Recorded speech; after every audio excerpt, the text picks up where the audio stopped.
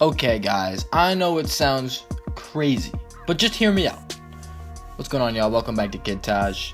We got some more NBA 2K17 MyPark gameplay with some NBA discussion. And today, I was thinking about the topics I could make a video about. I was just, surveying the NBA schedule and looking at the games, and I'm thinking it's just something that keeps happening.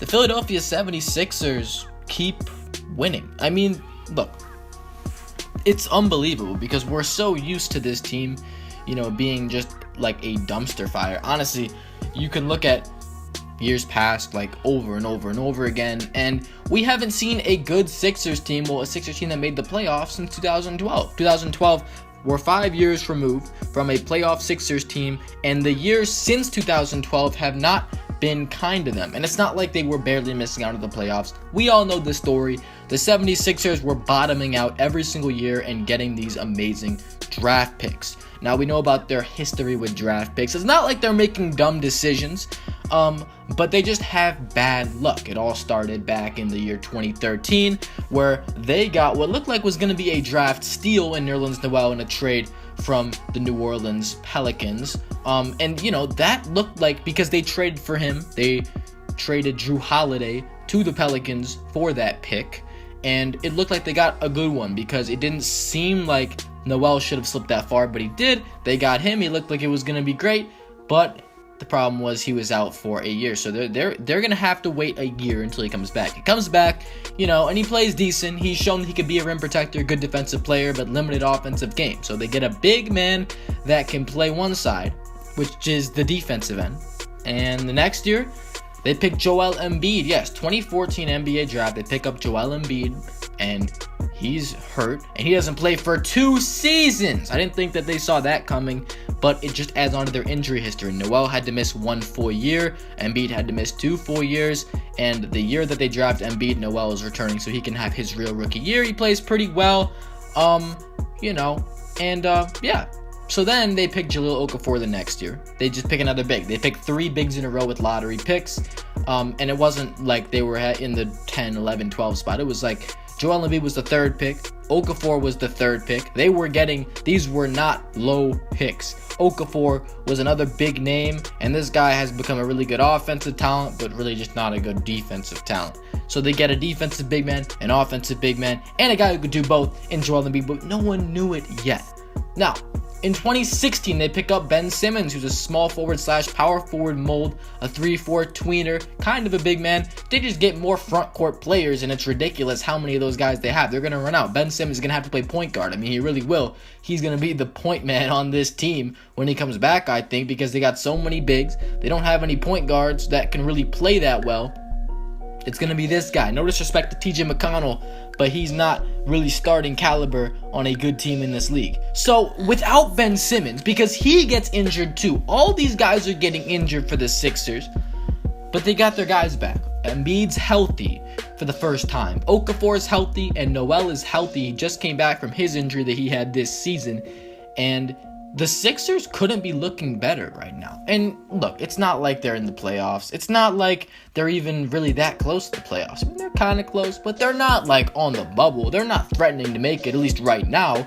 But this is so good for the Sixers because we've been used to the Sixers being the worst team in the league, and now I can safely say that there are about 3 or 4 teams in the NBA that aren't as good as the Philly 76ers, and even better, there are 5 or 6 teams in the NBA that aren't as good right now. The Sixers record, I don't think you can really tell how good they are from that. They've been playing fantastic recently.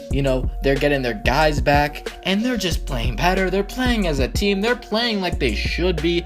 Joel Embiid's development is ridiculous. Guys, I've talked about Joel Embiid before, and I still think he's underrated. I mean, honestly, you might think I'm crazy for saying that because there are people out there that think this guy, he's the next big thing. Next Hakeem Olajuwon, Tim Duncan, defensive big man that can do wonders on the offensive end, shoot the basketball and all that. We've heard the comparisons, and there's a lot of people that think, that he's amazing, all-star starter caliber, which he isn't. Not yet he isn't, but hey, he's an all-star caliber player. I mean, I think he should be in the all-star game this year for sure as a reserve. That's just a hint toward my my all-star reserves video that I'm going to do soon, tomorrow, the next day, and the next day, because there's 2 videos. Anyway, so Joel Embiid has been amazing. I mean, per 36 minutes, he's putting up something like 28 points, 11 rebounds, 4 blocks. I don't know, something ridiculous, because he's only playing 25 minutes a game, but he's putting up 20 points and 8 rebounds or whatever. So that's insane, and he's leading this team to W's with the squad they have. He has been playing great. He's the team leader, and he's the future of this team, the process. And they're going to get another good pick next year. Ben Simmons is coming back. Just when he comes back, this is why I made this video. I know we're about 5.5 minutes into this video, and I'm making my point now. The Philadelphia 76ers have an outside shot at the NBA playoffs. We got so many teams hovering around 500. Do you think that's going to change? Do you think that the 8th seed is going to be a team that's way above 500? The 8th seed in the Eastern Conference is going to be someone around 500 or below it, because right now we have the Hornets and the Bucks at 7 and 8, who are both 500, and the Bulls a game below 500 on the 9th seed. And then below that, you got, a bunch of teams that, like the Pistons and the Knicks, that should be higher, but they're not higher.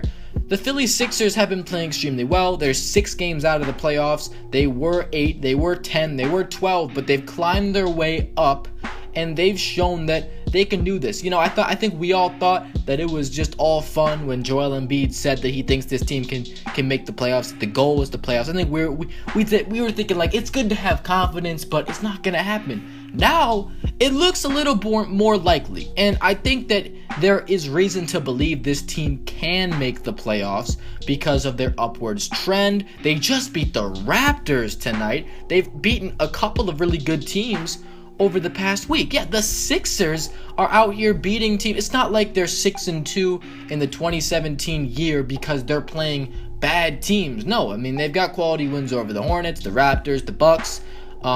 They've been doing it. And I think that it's great, and I think that this team is trending up. If they don't make the playoffs this year, it's a building block, something to build on, something to get better from. You get Ben Simmons back soon. Apparently, Ben Simmons is coming back around the All-Star break. So, hey, guys, the Sixers can be in the playoffs. Now, here's the main question. Do I think they will make the playoffs? This is very hard. I'm going to have to pick, because, look, we got 9 teams around the 500 area right now. I mean, we got everyone in the playoffs in the Bulls. And I'm a Bulls fan. Do I think the Bulls are going to make the playoffs? I think the Bulls can just sneak into the playoffs this year. As long as Jimmy Butler stays healthy, they can be a 7 or 8 seed. But no higher, I don't think. I can't see them turning around this incredibly mediocre season they're having, and getting 1 through 6. Fuck, they're not getting the 1 seed. That's funny. No, but they're not gonna get 6 or above, is what I'm saying. The Bucks are very unpredictable. They could be really good for a week, really bad for a week, medium. They could go as high as the 5 seed, I think, or fall out of the playoffs completely. I mean, they're 8. They're about to lose right now to the Rockets. In fact, they just lost to the Rockets, so now they're 20-21, which puts them behind the Bulls. So now update: the Bulls are in 8th, the Bucks are in 9th. I'm sorry, it happened just during the video.